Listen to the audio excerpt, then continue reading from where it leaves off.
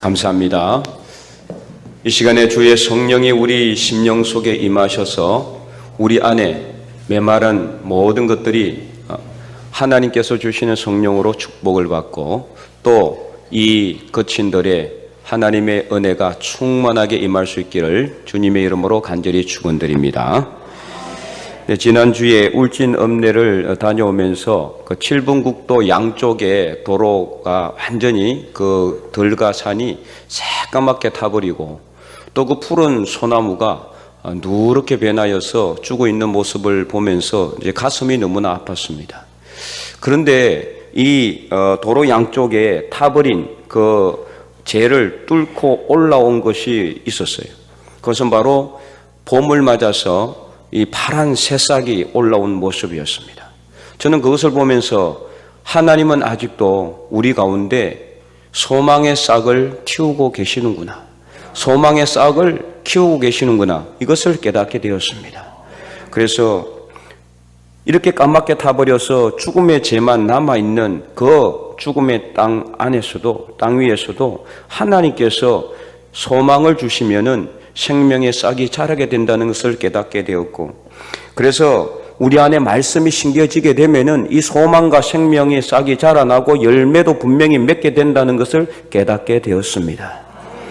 그래서 오늘은 이 사순절 성령의 새롭게 하심을 통해서 우리가 회복해야 할 것이 바로 이 소망이라는 것을 우리가 다시 한 번 더 깨닫고, 우리 안에 가득 찼던 절망이 소망으로 바뀌는 놀라운 역사가 저와 여러분의 삶 속에서 일어날 수 있기를 주님의 이름으로 간절히 축원드립니다. 오늘 본문의 배경은요, 히브리서 8장부터 시작이 됩니다. 이 히브리서 기자는 예수님을 율법보다는 더 좋은 새 언약의 중보자요 대제사장으로 그렇게 소개하고 있습니다. 그래서 구약 시대에는 인간이 죄를 지으면은 제사장을 통해서 제물을 피를 흘려서 하나님께 드림으로 인해서 자신의 죄를 대신 씻어야 되는데, 그러므로 인해서 자신의 죄가 나음을 받고, 그런데 그때마다 죄를 지을 때마다 제물을 들여서 피를 흘려야 되는 그러한 무한 반복적인 행위를 했어야만 했습니다. 그래서 제사장은 중보자의 역할을 대신하게 되었죠. 그러나 이제는 예수님께서 십자가에 못 박혀 우리 대신 피를 흘리심으로 인하여서 더 좋은 언약의 중보자가 되셨다라고 이 히브리서 기자는 소개하고 있는 것입니다. 그래서 우리가 죄를 지을 때마다 우리는 제물을 들어서 피를 흘릴 필요가 없는 겁니다. 예수님께서 우리를 위하여 피를 흘리셨기 때문에 우리가 예수님을 믿는 그 순간부터 우리의 모든 죄와 우리의 모든 허물은 다 사하여졌다는 것을 예수님께서는 우리 십자가의 죽으심으로 우리에게 보여주신 것입니다. 그래서 히브리서 10장 10절에서는 이렇게 기록하고 있습니다. 이 뜻을 따라 예수 그리스도의 몸을 단번에 들이심으로 말미암아 우리가 거룩함을 얻었노라. 하나님께서 언약의 중보자로, 새 언약의 중보자로 대제사장의 모습으로 예수님을 이 땅에 보내주셨고, 그 예수님께서 십자가에 못 박혀 돌아가셔서 피를 흘리심으로 제물이 되심으로 인해서 이 하나님의 뜻에 따라서 우리가 예수님을 믿음으로 인해서 우리는 거룩하게 되었다라는 것입니다. 예수 그리스도의 몸을 단번에 들이심으로 말미암아 우리가 거룩함을 얻게 되었다라는 거죠. 그러므로 오늘 본문 우리가 읽었던 19절, 그러므로 형제들아 우리가 예수의 피를 힘입어 성소에 들어갈 담력을 얻었다라고 이 히브리서 기자는 말씀을 시작하고 있습니다. 그래서 20절, 그 길은 어떤 길이냐? 그 길은 우리를 위하여 휘장 가운데로 열어놓으신 새로운 살 길이요 휘장은 곧 그의 육체다라고 말씀하고 있습니다. 이처럼 예수님께서 십자가에 못 박혀 죽으시자 마가복음 15장 38절에 보면은 이에 성소 휘장이 위로부터 아래까지 찢어져서 둘이 되었다라고 분명히 기록하고 있습니다. 그래서 이 말씀에 나오는 19장 말씀, 19절 말씀에 나오는 성소는 무엇이냐? 지성소를 의미합니다. 성소도 보면은요, 성소만 있는 것이 아니라 구약시대 성막이 있었는데요, 그 성막은 오늘날로 성전에 해당하는 것입니다. 그래서 그 성막 안에는 성소가 있었습니다. 근데 그 성소 안에는 또 성소만 있는 것이 아니라 성소가 있고 지성소가 있었어요. 성소와 지성소는 휘장으로 구분이 되어 있었습니다. 그래서 그 휘장 안에는 아무도 못 들어갑니다. 성소 안에도 아무도 못 들어가요. 오직 제사장만 성소 안에 들어갈 수가 있어요. 그리고 성소 안에 있는 지성소는 휘장으로 딱 쳐져 있어가지고 그 휘장 안에는 오직 대제사장만 1년에 한 번 들어갈 수가 있었어요. 대속제일에 백성들의 죄를 사하는 그 피를 묻혀서 그 지성소에 들어가 백성들을 대신해 죄를 갖다가 고백하고 하나님께로부터 속죄함을 받는 것입니다. 오직 1년에 단 한 번 대제사장만 들어갈 수 있는 그 지성소로 들어갈 담력을 얻게 되었다는 겁니다. 누구를 통해서요? 예수 그리스도를 통해서. 그래서 구약시대에는 백성들이 죄를 지으면은 자기가 제물을 준비해서 제사장에게 갖다 주고 제사장은 그 제물을 잡아서 피를 흘려서 백성을 대신해서 하나님께 죄를 고백하고 속죄를 받았어요. 그럼에도 불구하고 백성들은 어떻습니까? 하나님을 절대로 대면할 수가 없었습니다. 하나님을 보고 싶다고 해서 얼마든지 볼 수 있는 상태가 아니었어요. 아무리 내가 하나님을 보고 싶어도 구약의 시대의 백성들은 하나님을 대면할 수가 없었습니다. 대면하는 동시에 바로 죽임을 당했기 때문에 제사장이 대신해서 백성들의 죄를 하나님께 고백하고 하나님께 아뢰고 그 제물에게 백성들의 죄를 뒤집어 씌워서 피를 흘려서 하나님께 바쳤던 것입니다. 바로 그것이 제사장이 했던 역할이고 대제사장도 그런 역할을 했다라는 것입니다. 그런데 휘장이 둘로 찢어졌습니다. 언제 말입니까? 예수님께서 십자가에 못 박혀 돌아가셨을 때 마가복음 15장 38절 말씀에 예수님께서 십자가에 못 박혀 돌아가시자 휘장이 위로부터 아래로 찢어져서 둘이 되었고 휘장이 갈라졌기 때문에 이제는 지성소로 들어갈 수 있는 길이 열리게 되었다라는 것을 오늘 본문의 19절과 20절은 말씀하고 있는 것입니다. 너무나 큰 특권이 아니겠습니까? 구약시대의 백성들은 아무리 하나님을 보고 싶어도 대면할 수가 없는 것때에 제물을 1000마리, 10,000마리, 10만 마리를 잡아서 하나님께 바쳐도 하나님을 만날 수가 없었던 것이되 그러나 지금은 우리는 예수님을 믿음으로 인해서 예수님께서 십자가에 못 박혀 돌아가심으로 그 귀한 피를 흘리심으로 휘장이 찢어졌고 예수님의 몸이 휘장과 같은 것이어서 예수님의 몸이 찢어짐으로 인해서 예수님을 믿음으로 인해서 누구든지 예수님을 믿는 사람들은 하나님께로 나아갈 수가 있고 지성소로 들어가서 하나님을 만날 수 있는 길이 열리게 되었다라는 겁니다. 엄청난 특권인 것입니다. 그 누구도 누릴 수 없는 특권입니다. 그래서 히브리서 기자는 21절과 22절 말씀에 또 하나님의 집에 다스리는 큰 제사장으로서 예수님을 소개하고 있는 것입니다. 그래서 이제는 우리가 마음의 뿌림을 받아서 22절 말씀에 악한 양심으로부터 벗어나고 몸은 맑은 물로 씻음을 받았으니 참 마음과 온전한 믿음으로 하나님께 나아가자 이렇게 촉구하고 있는 것입니다. 그리고 또 어떤 제안을 하고 있습니까? 다 함께 23절 말씀을 우리 큰 목소리로 읽어보도록 하겠습니다. 또 약속하신 이는 미쁘시니 우리가 믿는 도리의 소망을 움직이지 말며 굳게 잡고 아멘. 약속하신 이는 누구냐? 바로 하나님입니다. 그 무엇을 약속했습니까? 바로 소망을 약속하셨다는 거죠. 그래서 이 우리가 믿는 도리의 소망을 움직이지 말고 굳게 잡으라 이렇게 촉구하고 있는 겁니다. 그럼 어떤 소망입니까? 바로 이 소망은 구원의 소망을 의미하는 것입니다. 그래서 예수 그리스도를 믿는 자, 다시 말해서 예수님의 피를 힘입는 자, 예수님께서 피를 흘리심으로 그 피의 능력으로 인해서 우리의 죄가 다 용서받았다라고 믿는 자, 그 사람들은 누구나 다 구원을 받는 하나님의 백성들이 되기 때문에 구원의 소망을 하나님께서 우리에게 주셨다라는 겁니다. 바로 그래서 그 구원의 소망을 움직이지 말고 굳게 잡으라는 겁니다. 어떤 상황이 와도 흔들리지 말고 그 소망을 꽉 잡고 있으면은 어떠한 어려움이 닥친다 할지라도 우리는 절대로 무너지지 않고 넘어지지 않고 포기하지 않고 절망하지 않고 소망을 가지고 일어설 수가 있다는 것을 말씀하고 있는 것입니다. 그러므로 사랑하는 성도 여러분, 바로 이 구원의 소망이 오늘 저와 여러분에게 있음을 분명히 믿으시기 바랍니다. 이 소망을 주신 분이 누구입니까? 살아계신 하나님이십니다. 이 하나님은 우리처럼 조건과 환경에 따라 마음이 바뀌시는 분이 아니에요. 미쁘신 분이라고 오늘 본문은 분명히 말씀하고 있어요. 23절 말씀에 또 약속하신 이는 미쁘시니, 미쁘다라는 말은 변함이 없다는 소리예요. 우리 인간은 어떻습니까? 아침에 마음이 저녁에 바뀌잖아요. 그래서 늘 조건에 따라서 환경에 따라서 마음이 바뀌어요. 그러나 하나님은 절대로 한번 하신 약속은 변함이 없으신 분입니다.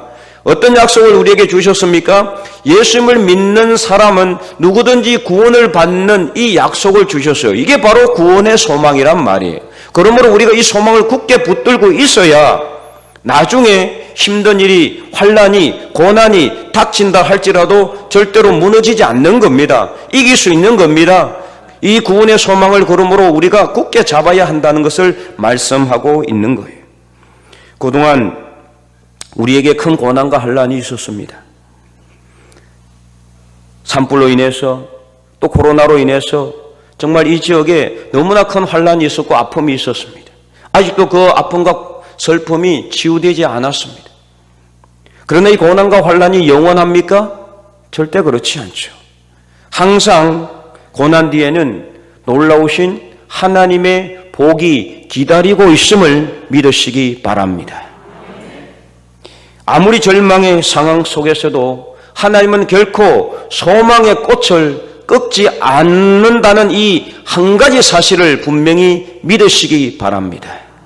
오늘 새벽기도 본문에도 보면은 사무엘상 3장에 여호와의 말씀이 희귀하고 이상이 흔하지 않았던 영적 침체기 속에서도 하나님은 하나님의 등불이 아직 꺼지지 않았음을 분명히 선포하고 있습니다. 열왕기상 19장에도 아합과 이세벨이 다스리던 그 북이스라엘 시대에 여호와의 선지자들이 다 잡혀서 죽임을 당하고 다 고난을 당하고 박해를 당하고 억압을 당하고 죽임을 당하는 그 엄청난 상황 속에서도 하나님은 엘리야에게 무엇을 선포하셨습니까? 바알에게 무릎 꿇지 않는 자 7,000명을 남겼다라고 소망의 말씀을 선포하고 있는 것입니다. 이사야 6장에 보면은 남유다 우시야 왕 때에 하나님이 이사야를 선지자로 부르셨습니다. 그리고 그 이사야에게 무엇을 예언하셨습니까?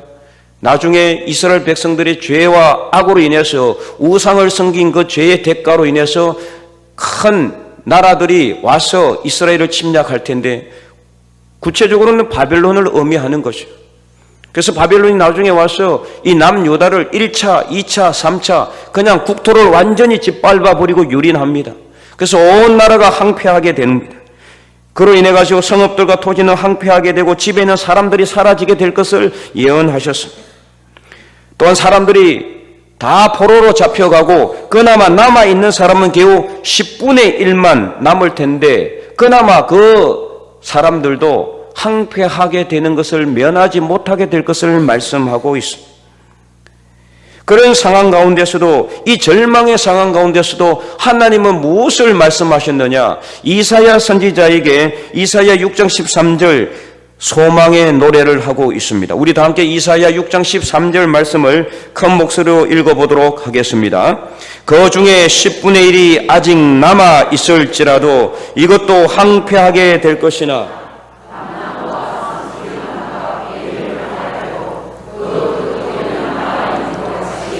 거룩한 씨가 이 땅에 그루터기니라 하시더라. 아멘.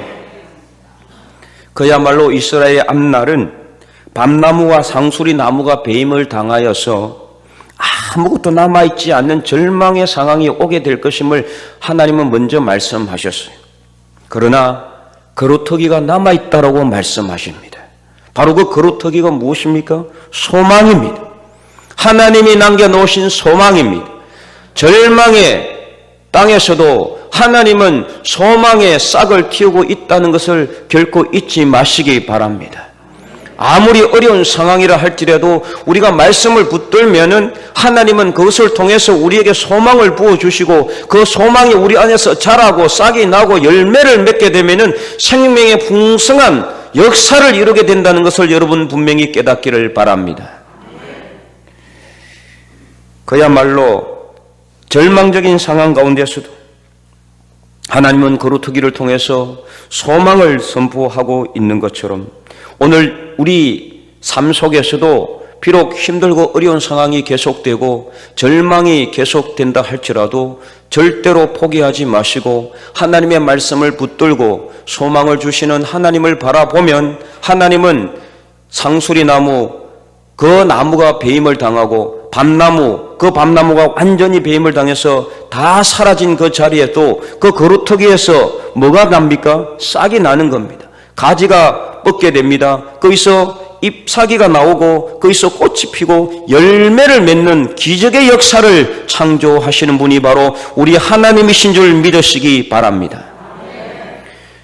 에스라 10장에도 보면은 이 이사야 6장 말씀처럼 그대로 진행이 되죠. 그래서 나라는 완전히 멸망합니다. 바벨론 1차, 2차, 3차 침략을 통해서 완전히 나라는 멸망하고 토지는 황폐하게 되고 집은 불타고 사람들이 남아있지 않고 다 포로로 잡혀가고 아무것도 없는 그 상황에서 하나님께서는 포로들이 돌아올 수 있도록 길을 열어주셨습니다.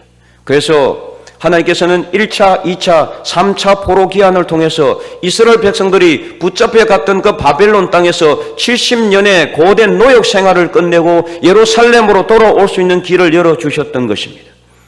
그런데 어떻습니까? 이스라엘 백성들이 하나님의 은혜로 하나님께서 소망의 길을 열어주신 그 예루살렘에 돌아와서 그들이 행하였던 것이 무엇입니까? 비록 일부 백성들은 열심히 하나님의 성전을 짓고 하나님의 무너진 성을 다시 쌓고 그래서 하나님께 예배드리며 나아갔지만 대부분의 사람들은 그렇지 못했습니다.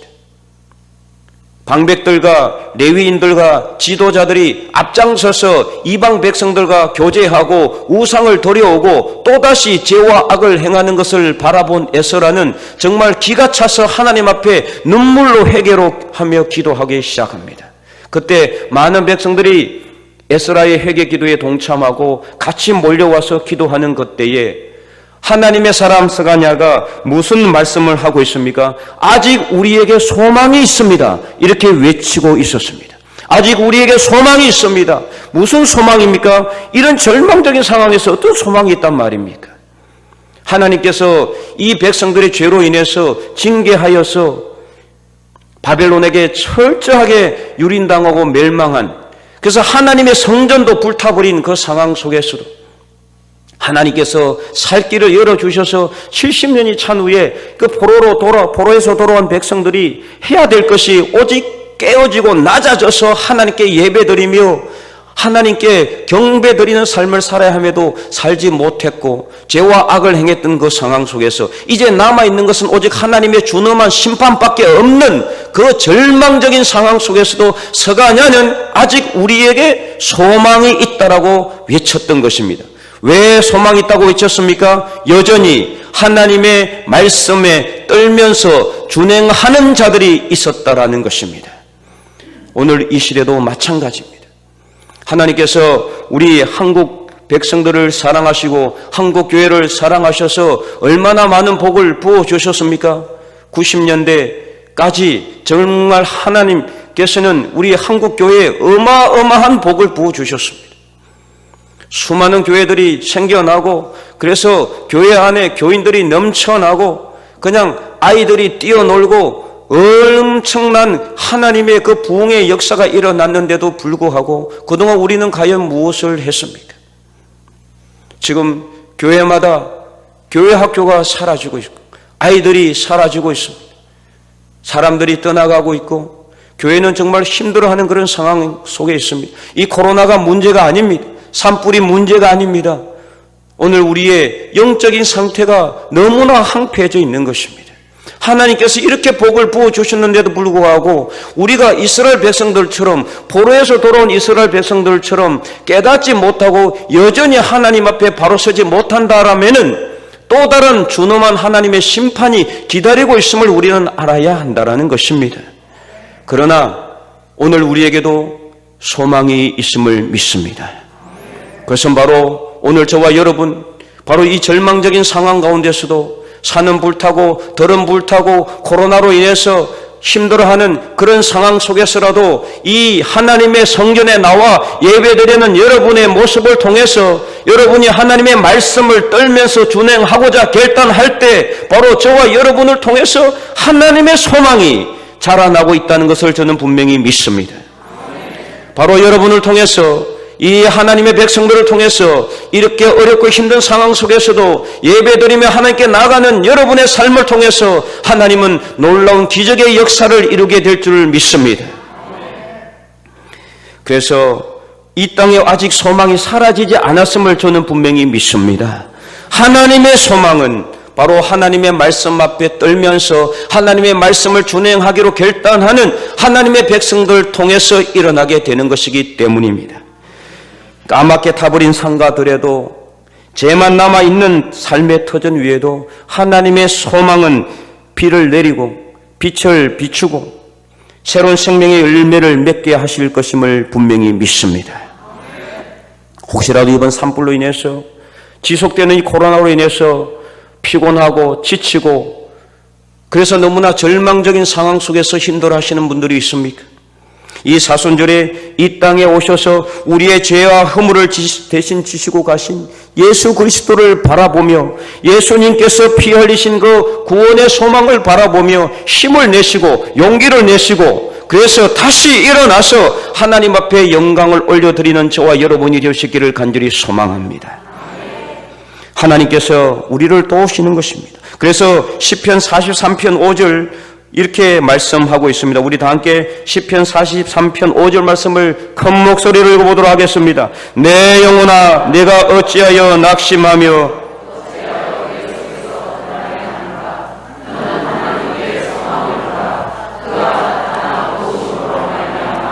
내 하나님을 여전히 찬송하리로다. 아멘. 낭망하지 마시기 바랍니다. 절대로 포기하지 마시기 바랍니다. 다시 일어나시기 바랍니다. 하나님은 우리를 도우십니다. 하나님은 우리와 함께 하십니다. 하나님께 소망을 두시기 바랍니다.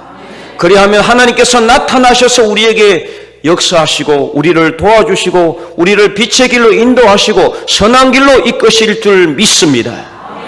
그래서 여전히 우리 하나님을 찬양하며 그 하나님을 찬송하며 하나님께 영광을 올려드리는 하나님의 믿음의 백성들이 될 수 있기를 간절히 소망합니다.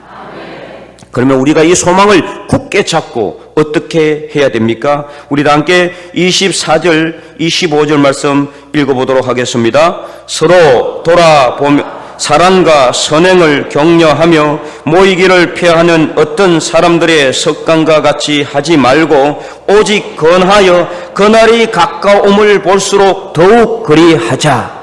아멘. 그렇습니다. 아무리 힘들고 어려워도 우리가 소망을 붙들고 어떻게 해야 되느냐? 우리 서로를 돌아보는 겁니다. 먼저는 나 자신을 돌아보고 그리고 내 옆에 있는 하나님의 백성들, 우리 식구들을 돌아보는 겁니다. 우리 교회 교인들을 돌아보고 우리 이웃들을 돌아보는 것입니다. 그리고 선행을 격려하고 그리고 서로 권하는 것입니다. 힘내라고, 기도해 준다라고, 손잡고 함께 일어나야 됩니다. 바로 이것이 우리가 소망을 붙들고 해야 될 일입니다. 그래서 모이기를 피하는 어떤 사람들처럼 하지 말고 오직 하나님의 날, 주의 날, 예수 그리스도의 재림이 가까이 다가옴을 볼수록 더욱더 모여서 함께 기도하고 예배드리고 찬송하고 말씀을 묵상하고 하나님께 경배드리는, 하나님께 영광 올려드리는 저와 여러분이 될 수 있기를 간절히 소망합니다.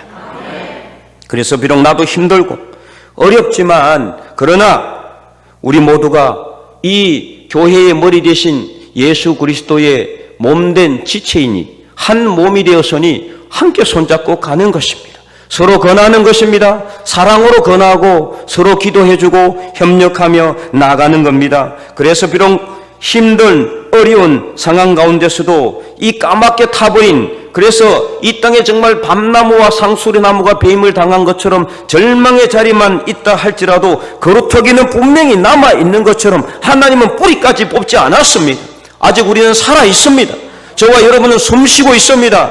하나님 자리에 나왔습니다. 예배드릴 수 있습니다. 말씀 묵상할 수 있습니다. 찬양할 수 있습니다. 그러므로 오늘 우리에게는 소망이 있는 줄 믿으시고, 이 밤나무와 상수리나무가 배임을 당하여도 거루터기가 남아있는 것처럼 하나님께서 그 거루터기를 남겨두셔서 소망의 싹을 남겨주신 것처럼 오늘 우리가 하나님의 말씀 안에서 부지런히 서로 모이고 힘쓰고 기도하여 예배드림으로 하나님의 영광이 다시 저와 여러분을 통해서 이 어두운 시대를 밝히는 너른 놀라운 역사가 일어날 수 있기를 주님의 이름으로 간절히 축원드립니다.